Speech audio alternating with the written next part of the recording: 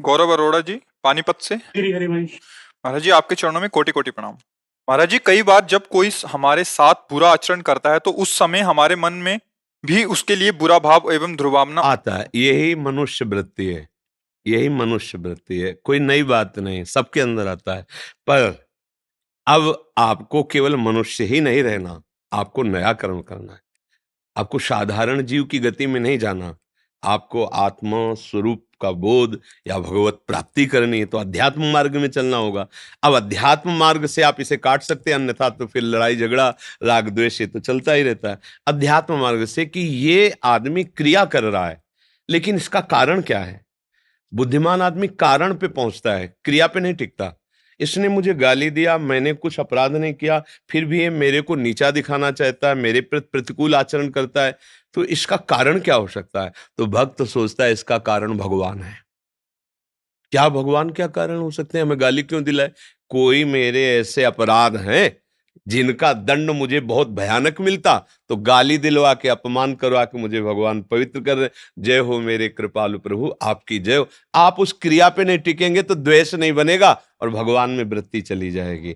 और अगर क्रिया पे टिकेंगे तो आपको फिर गुस्सा आएगा कि तू क्या समझता है, मेरे को गाली दे के निकल जाएगा। अब ये नई क्रिया बनना शुरू हुआ और हमारा पतन हो जाता है। थोड़े से क्रोध में हम अपने जीवन को नष्ट कर लेते। माना आप बहुत बलशाली, उसे मार दिया, फिर आपसे बलशाली कानून वो आपको अपने हाथ में, अपने पंजे में लेकर आजीवन कैद में रखेगा, और फिर मन आपका जलेगा पूरे जीवन। ना भगवत चिंतन कर सकते हो, ना परिवार की सेवा कर सकते हो, ना देश की सेवा कर, पूरा जीवन कूड़ा हो गया। एक मिनट अशांत और असावधान रहने पर पूरे जीवन को मिट्टी में मिला देते हैं लोग। देख लो सब, वो तो संसार बस वही अवसर है। हम अपने को जब हमें कोई गाली दे रहा हो तो उसके कारण पर पहुंचे कि प्रभु मैं समझ रहा हूं कोई ना कोई मेरी गलती है, मेरा अभिमान है, मेरा दोष है, जिसका मार्जन करने के लिए आप ये लीला करो। वहां उससे कोई हाथ पैर नहीं जोड़ना है, पर अपना सर झुकाकर वहां से हटना है। अगर वो पीछे से एक दो चपत भी मार देता है तो आप निश्चित समझो, जब आप ऐसे चलोगे तो गुरुओं का वैभव रक्षा करता है।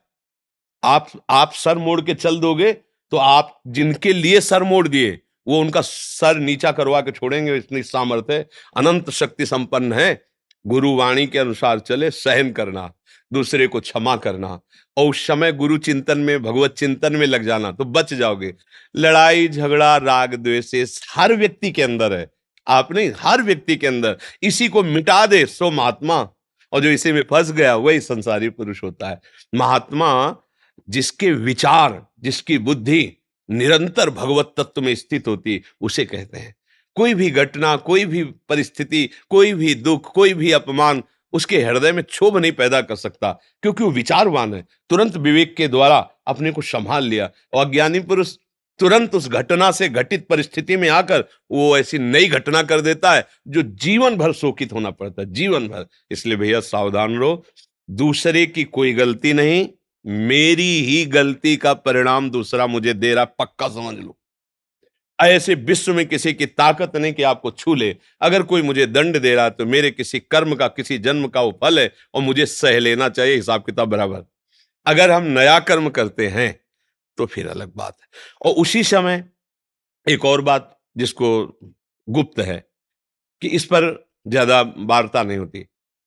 आप बिल्कुल ऐसे ही चल रहे हैं और किसी ने गुरुवाणी, गुरु, इष्ट, इसके प्रति प्रतिकूलता पैदा क्यों, आपको होश ही नहीं है, और आप कर बैठे जो करना है। अब वो आपके बस की बात नहीं है। वो ईश जो है, वो परमात्मा जो है, वो सदगुरु जो है आपसे करा रहा है। अब आप निहाल ही रहोगे, आपको कोई परास्त नहीं कर सकता। जब मैं करूंगा तो हिसाब होगा, जब आप करवाएंगे तो फिर कोई, तो जब भगवान के यंत्र बन जाए फिर ऐसा कुछ हो, वो जाने।